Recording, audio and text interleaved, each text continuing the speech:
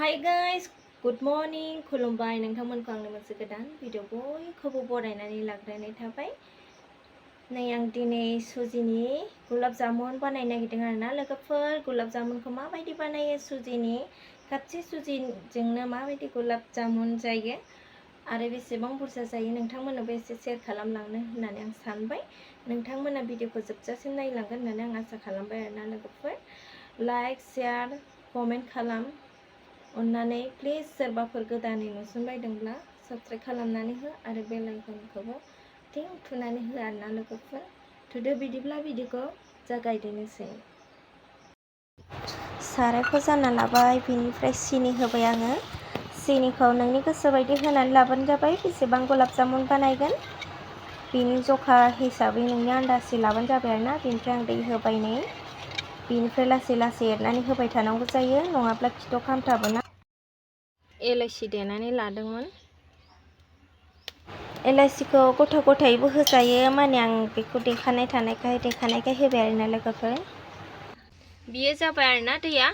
बिनिफ्राय आं खांनानै दोनसै, बेखौ गुसु जानो थाखाय दोननोसै। नै आं दानिया सारायखौ गुदुं खालामना लाबाय। बिनिफ्राय घि सामससे होबाय आरोना आं लोगोफोर। घिखौ गलि होना लाग्रोनोसै।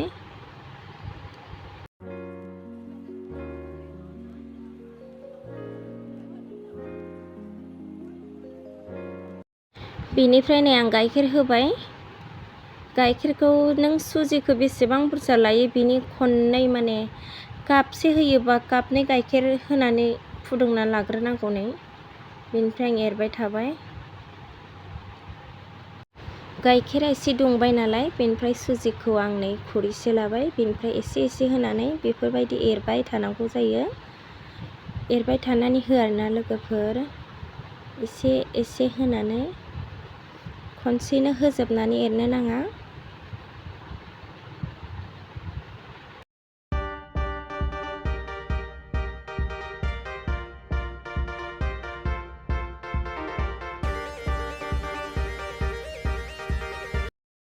जाबाय नै, पुरा मोजाङै जाबाय। बेखौ आं दायो थोरसियाव लानोसै दिहुननानै।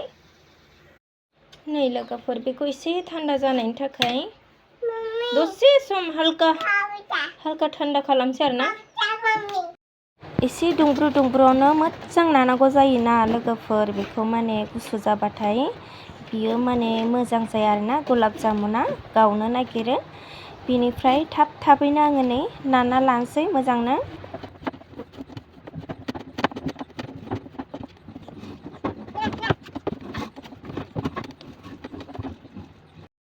नानाया जाबाय नै।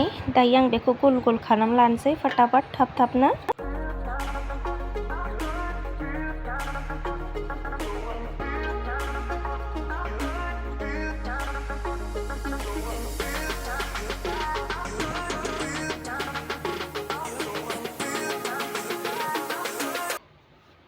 बेबायदि गल गल खालामनानै लाबाय आं। दानिया फ्राय खालामसै आरोना। नै थावखौ फुदुंना लानोसै। थावा दुंबाय आरोना। बारा गुदुंद्राय अरखौ बाराद्राय गोसा होना एसे खमायनानै ला आरोना। बेनिफ्राय मोनसे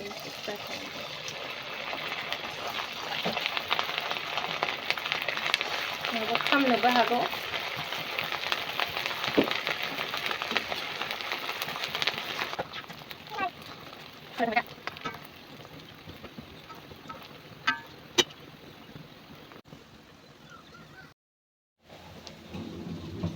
जाहांबाय लोगोफोरनो एसे कालार फैबायना। बेयाव जों जेबो कालार सालार होनांगौनि गोनांथि गैया, गावनो माने कालार फैखायो आरोना। नै लोगोफोर, बेसेबां मोजां कालारिं ओंखारबाय जाबाय आरोना। बेनिफ्राय आं बेखौ बेयाव दोनना लाथ'नोसै दसे।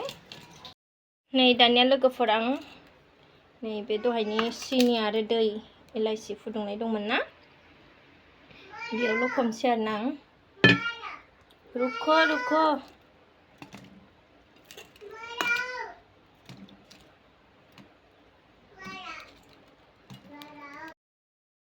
जाबाय आरोना लोगोफोर आंना। बेयाव दोनस्लायनोसै आं।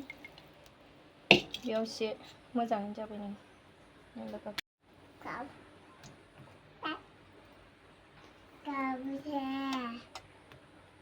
बेखौ आं खोबनानै दोनसै बस 15-16 मिनिटनि उनाव नायनोसै माबायदि रिजाल्ट ओंखारो आरोना लोगोफोर नै दानिया लोगोफोर आं नै बे दहायनि सिनि आरो दै इलाइसि फुदुंनाय दंमोन ना बेयाव लखबनोसै आरोना आं रुख' आंनि गुलाब जामुन दोननो नागिरनाय बासोना फिसाद्राय जाबाय आरोना बेखायनो आं बोस्लायबाय गुबुन मोनसे बासोनाव बोस्लायना दोनबाय आङो जास्ट बेखौ 10-15 मिनिटनि थाखाय खोबना दोनसै बिनि उनाव नायनोसै माबायदि रिजाल्ट ओंखारो नै लोगोफोर जायगायानो थोलाय लायासै आरोना माबायदि जादों आं एसे टेस्ट नायनि जाना नायनोसै आरोना लोगोफोरनो बिराद मोजां जाखादों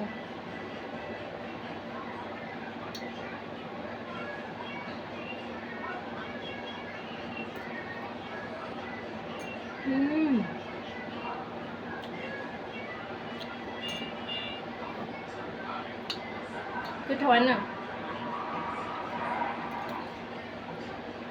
दानिया नोंथांमोनाबो बनायनानै जानो हासिगोन न'आवनो गोसो बायदि जेस नोंथांमोनाबो सुजि लायनानै न'आवनो बानाय जादो हाथाय बाजाराव लायैथ' मा बेसे जानो आरोना लोगोफोर दे बिदिब्ला भिडिअखौ बेखिनियाव दोनथ'नोसै थेंक इउ नायजोबनायनि थाखाय